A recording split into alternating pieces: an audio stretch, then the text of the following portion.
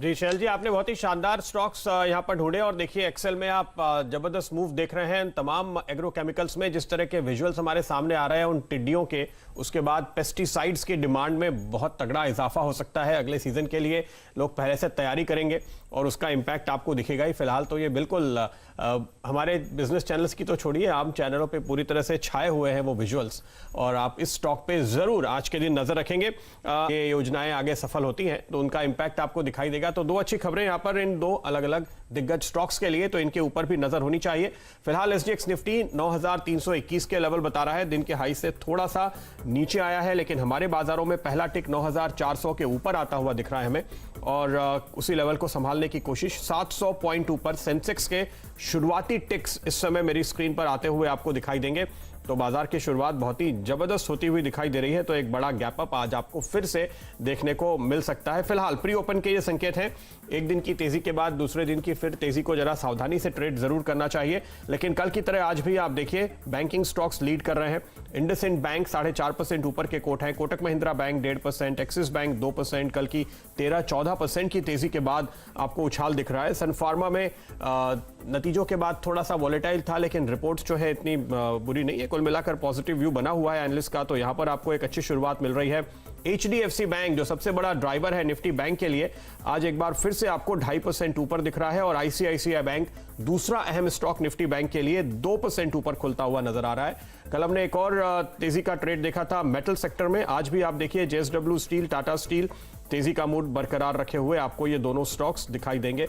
तो अच्छी शुरुआत फिलहाल माफ कीजिए कमोडिटी मार्केट पर नजर डालें तो यहां पर आपको गोल्ड और सिल्वर थोड़े से फ्लैट दिख रहे हैं, और गैस में हल्के नुकसान के साथ शुरुआत होती हुई नजर आ रही है। चलिए लौटते हैं वापस से शेयर बाजार की तरफ। एप्कोटेक्स इंडस्ट्रीज जिस पे हमारी नजर बनी हुई है, और आज का ये सुपरहिट स्टॉक होने वाला है 15% ऊपर। कल हमने क्लोजिंग के वक्त भी स्टॉक पे नजर डाली थी, अच्छी तेजी इसने कल भी दिखाई थी, आज उसके ऊपर बिल्ड करता हुआ प्री ओपन में 13% के आसपास वॉल्यूम आ चुके हैं। इसके अलावा बीईएमएल अगला सुपरहिट स्टॉक जो आज बनने वाला है, वहां पर आप देखिए 5.5% की तेजी आपको आती हुई दिखाई देगी। एमएसटीसी एक और स्टॉक जो इस वक्त मेरी स्क्रीन पे आ रहा है, एफएल इंडिया भी आपको तेजी के साथ ट्रेड करता हुआ दिखाई देगा। ये कुछ स्टॉक 2020 के बेहतरीन पिक्स हैं। छोटे स्टॉक्स में ईआईएच पे नजर रखिए, ओरिएंट सीमेंट पे नजर रखिए। ये वो स्टॉक्स हैं जहां पे एक अच्छी शुरुआत आज हम होते हुए देख रहे हैं। फिलहाल शुरुआती कोड्स 9398 यानी निफ्टी जमा हुआ है काफी हद तक 9400 के आसपास बाजार सेटल हो रहे हैं। फिलहाल थोड़ा सा वक्त देते हैं और तब तक आपको दिखाते हैं स्टॉक 2020 के कुछ स्टॉक्स मैंने बताए, लेकिन पूरी टीम आपको दिखा देते हैं।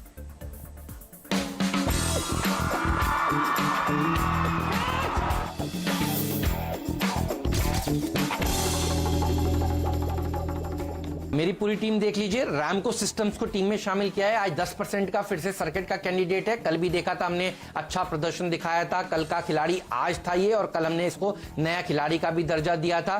फेस रिकग्निशन के नए सिस्टम्स, आर्टिफिशियल इंटेलिजेंस में और थर्मल स्क्रीनिंग में जो ये कंपनी ने अपना कामकाज करना शुरू किया है कोविड-19 के चलते, तो वो कंपनियां जो अपने आप को अडेप्ट कर रही हैं, अब बहुत तेजी से नए सॉल्यूशंस प्रोवाइड कर रही हैं। मिड कैप आईटी कंपनियां, उनके ऊपर आपकी नजर होनी चाहिए कि सबसे ज्यादा कारोबार इनके हाथ आने वाला है पोस्ट कोविड। ईआईएच एसोसिएट्स के ऊपर भी रखिएगा नजर। यहां पर भी देखिए ईआईएच ने अपनी वीडियो रिलीज किया है, उन्होंने अब आमंत्रित करना शुरू किया है गेस्ट को नए तरीके से, और ये शेयर देखिए बहुत अंडर वैल्यूड है। 3300 करोड़ रुपए के आसपास का इसका मार्केट कैप है। और ओबरॉय ग्रुप के अगर आप होटल्स देखें और गिनना शुरू करें, और ट्राइडेंट ब्रांड के होटल्स गिनना शुरू करें, तो आप खुद सोचेंगे कितना अंडर वैल्यूड ये स्टॉक है। तो 52 वीक लोज पर जो बढ़िया होटल्स ट्रेड कर रहे हैं, उनके ऊपर आपकी नजर होनी चाहिए। ये सब सर्किट वाले कैंडिडेट्स हैं, और इकोनॉमी की रीओपनिंग के ऊपर नजर होनी चाहिए। लॉकडाउन 5.0 तो होगा, लेकिन कौन कौन से सेक्टर्स को रियायत मिलेगी उसके ऊपर आपका फोकस होना चाहिए। रॉयल ऑर्किड और ताज जीवीके को भी टीम में शामिल किया है। रबड़ केमिकल्स के ऊपर सरकार एक बड़ी एंटी डंपिंग ड्यूटी लगा सकती है। Director general of trade and remedies ने वो अर्जी एप्कोटेक्स की ले ली है, और रबड़ केमिकल्स में नोसिल भी है, तो एप्कोटेक्स तो भागेगा ही, नोसिल में अच्छा प्रदर्शन देखने को मिलेगा। और केमिकल सेक्टर के लिए सबसे अच्छे दिन अब इस साल 2020 के होने वाले हैं, ये बात बिल्कुल साफ हो चुकी है। BEML के लिए दो बड़ी खबरें हैं।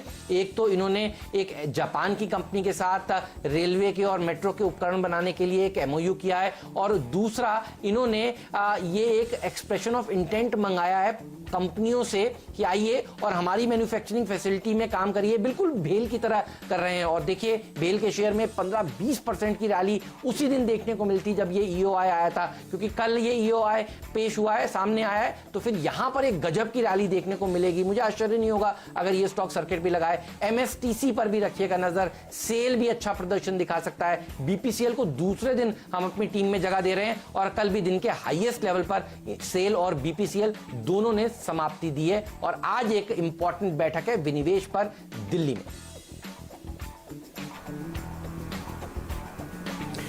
हाँ, मेरी टीम में भी खरीदारी पे ही ज़्यादा फोकस रखा है। मेघमणि ऑर्गेनिक्स को हमने शामिल किया, कल का खिलाड़ी था, और जिस तरीके से एग्रोकेमिकल की डिमांड बढ़ रही है इसलिए इसमें खरीदारी बनती है। JMC प्रोजेक्ट्स में फंड बाइंग हुई है, इसलिए इसको टीम में शामिल किया है।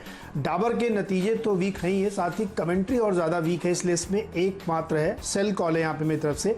FL इंडिया और इंडिया मार्ट, क्योंकि इनके बिजनेसेस मिनिमल इंपैक्टेड हुए हैं कोविड की वजह से, तो यहाँ पे फोकस करना चाहिए, क्योंकि स्टॉक अब फिर से बहुत ही अट्रैक्टिव लेवल पे हैं, तो यहाँ खरीदारी की जा सकती है। बजाज इलेक्ट्रिकल्स में ध्यान रखिएगा, समर सीजन है और बहुत सारे इनके प्रोडक्ट समर में डिमांड में आ जाते हैं, और इस स्टॉक को फोकस में इसलिए भी क्योंकि अब धीरे धीरे इकोनॉमीज ओपन हो रही, दुकानें खुल रही हैं, तो इसकी डिमांड बढ़ेगी। एप्कोटेक्स एग्रोकेमिकल के साथ साथ जो दूसरी थीम है बड़ी, वो रबर केमिकल की है, और यहाँ पे एंटी डंपिंग ड्यूटी लगाने की तैयारी है। एप्कोटेक्स ने शिकायत की थी मंत्रालय में, तो इसको बड़ा फायदा होता हुआ दिखेगा और इस स्टॉक में अच्छी तेजी बनेगी। इंडाज रबर भी इसी थीम पे हमने शामिल किया, और अंत में दो फार्मा कंपनीज डॉक्टर रेड्डीज और एल्केम लैब को शामिल किया है। डिफेंसिव प्ले रखिएगा यहाँ पे मार्केट में, मुझे लगता है इसमें भी अच्छी तेजी बनेगी। बिल्कुल, तो मेघमनी ऑर्गेनिक्स, इस पर अभी बात करते हैं। देखिए ये स्टॉक आज भी बढ़िया प्रदर्शन दिखाएगा। ये कल का नया खिलाड़ी, और कल का खिलाड़ी आज था नीरज का, और मेरा था रैमको सिस्टम्स। तो रैमको में और अच्छी तेजी आज देखने को मिलेगी। जैसा कि हम कह रहे थे 10% का सर्किट का कैंडिडेट आज फिर से ये स्टॉक है, कल 10% के आसपास इंट्राडे में भागा था। तो दोनों ही स्टॉक्स मजबूती के साथ देखिए खुल रहे हैं। लेकिन दोनों टीम्स में से एक एक शेयर बताइए। राजेश जी, आपको क्या अच्छा लगता है? हेमंत, मैंने नीरज जी की टीम से, जैसे मैंने मॉर्निंग में कहा, एप्कोटेक्स बढ़िया पिक है। हेमंत, ये खुलेगा ही ऊपर, तो मैं वही सोच रहा था कि अभी एंट्री कहाँ मिले। तो मेरे हिसाब से अगर ये 107, 108 पे मिले, it's a clear cut by. ये पक्का सर्किट कैंडिडेट है, 120 प्लस का टारगेट लेके काम करे। BEML जो हमारा ऑल टाइम फेवरेट है, वो सेकंड काउंटर रहेगा आपके टीम में। ये 108 पे, एक सेकंड राजेश जी आपको यहाँ पे टोकूंगा, आपके शायद अभी रेट अपडेट नहीं हो रहे हैं। ये 14% ऊपर खुल रहा है, 120 पर ये खुल रहा है। तो लेना है कि नहीं लेना है, सवाल ये है। सर, इतने ऊपर खुलेगा तो मैं